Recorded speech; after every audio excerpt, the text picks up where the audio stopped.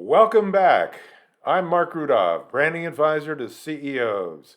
I'll convert your company from murky to magnetic. I'm also the author of 3 books on branding written just for you: Be Unique or Be Ignored, Brand is Destiny, and Intra-Branding. If it doesn't work inside your company, it ain't going to work outside your company. You know, from time to time, people ask me a very basic question. Marc, you're a branding expert. You like capitalism, you believe in business, you serve business. Why are you always mixing in politics? Well, I always think of this as a pretty naive question. There is nothing we do in our personal lives or our business lives that politics doesn't affect. And it's happening more and more and more. It's becoming oppressive and tyrannical. I've spoken about it before, but as Tony Robbins always says, repetition is the mother of skill. You remember when I told you that most of corporate America is now reporting into the World Economic Forum in Geneva, Switzerland. Once a year, they have their conference in Davos. And all of the kings and queens of the universe go over there to rub elbows and thump their chests and feel very good about themselves and decide in their star chamber how they're going to rule the world. In fact, recently, they've pronounced that capitalism is dead, and in the future, you aren't allowed to own anything.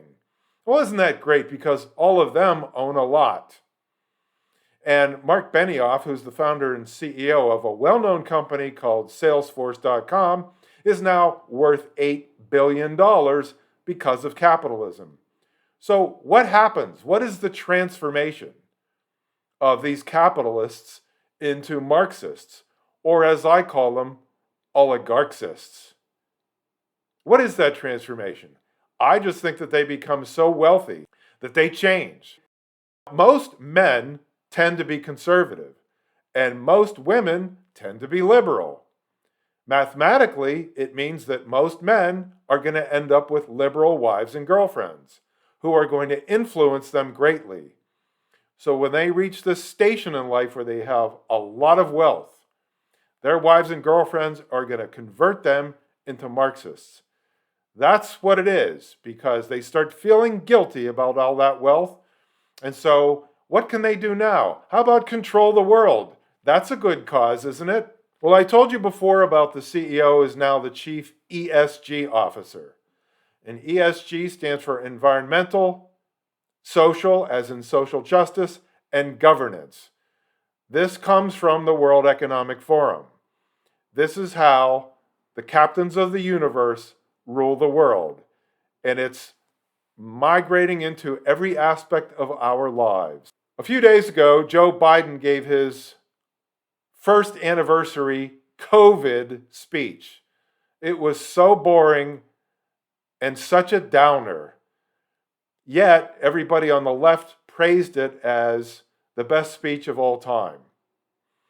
There's one segment of his speech that I want you to watch and hear. It stood out above everything else he said because it validates what I've been saying about the tyranny we're experiencing. Roll the tape. Fourth, in the coming weeks, we will issue further guidance on what you can and cannot do once fully vaccinated. Joe Biden has just said here that even after you get the vaccine, he's still going to tell you what to do and what not to do. First it was no masks, then it was masks, then it's double masks, then it's the vaccine and masks. When does it end? It doesn't end. That's the point. He wants the authority to tell us how to live.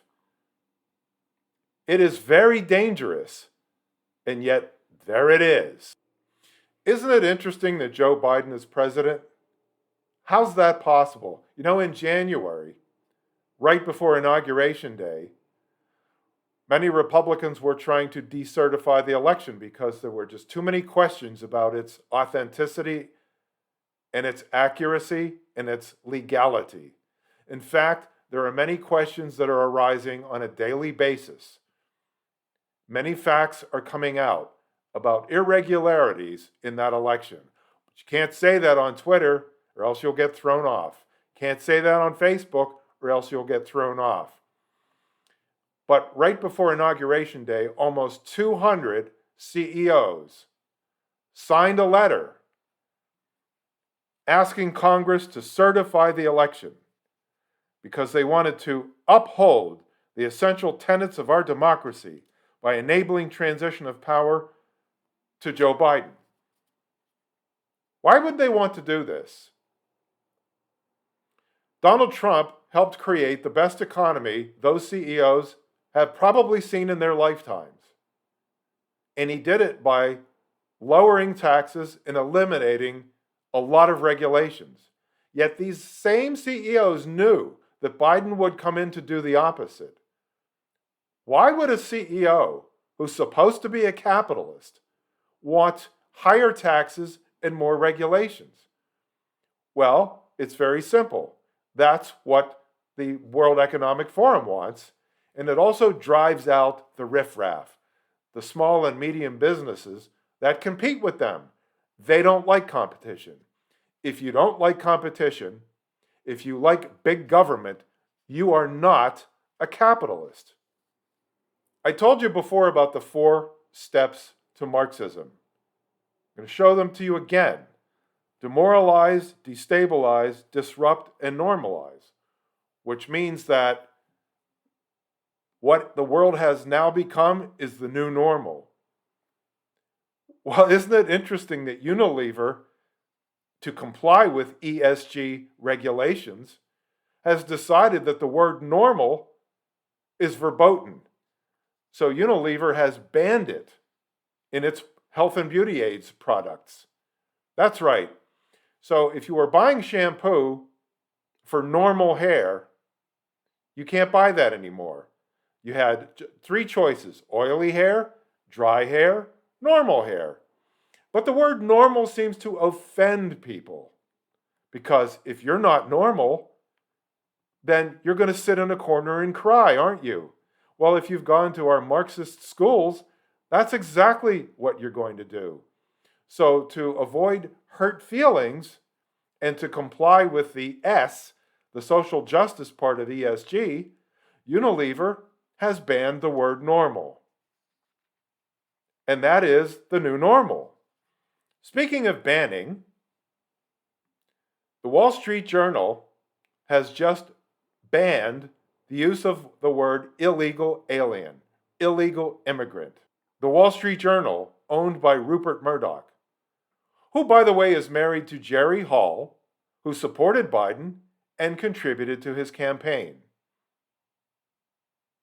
Now, if you remember, Fox News lost a lot of viewers after Election Day because it called the Arizona election early.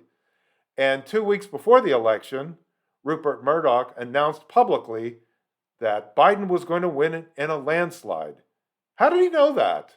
Well, what the Wall Street Journal is allowing its reporters to use now is immigrants who entered the country illegally, or people living in the U.S. unlawfully or without the legal right. In my book, if you enter a country illegally, you are not an immigrant. You are an invader. Now, I know this is going to offend a lot of people. I don't care. It reminds me of how we're not allowed to say colored people anymore, but we have to say people of color. The NAACP, the largest black organization in America, stands for the National Association for the Advancement of Colored People. Now, explain it to me, because I'm just a simple man.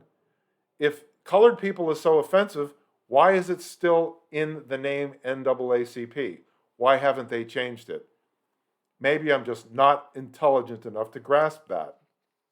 Now, I've added to my panoramic Marxism, I've added a new member to the family, the military, because the military is extremely active in panoramic Marxism.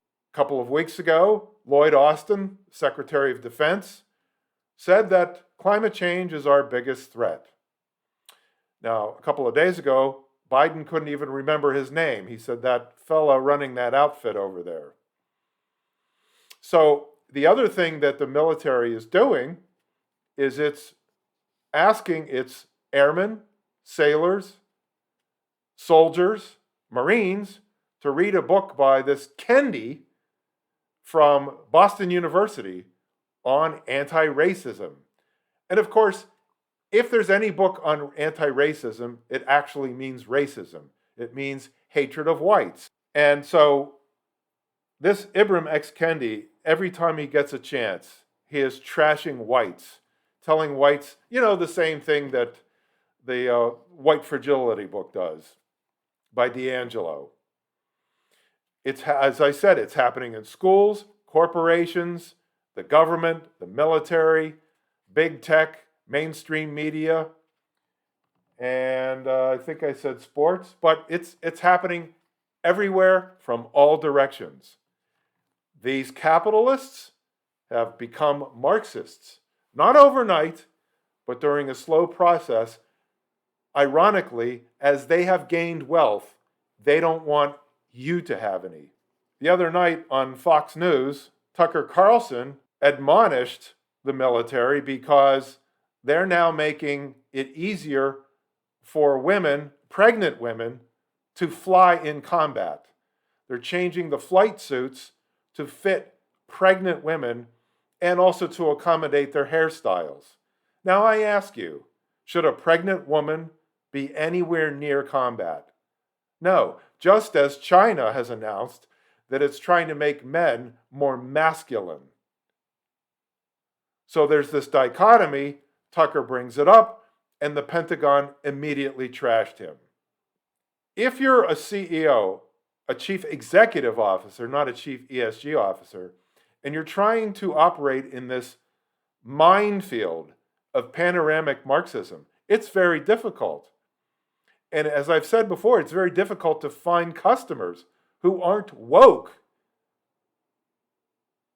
like the Unilever customers who find the word normal offensive. It's very tricky, very difficult these days. That's why you need an expert like me to help you. So I expect to hear from you. Find me at markrudov.com, and I will help you succeed.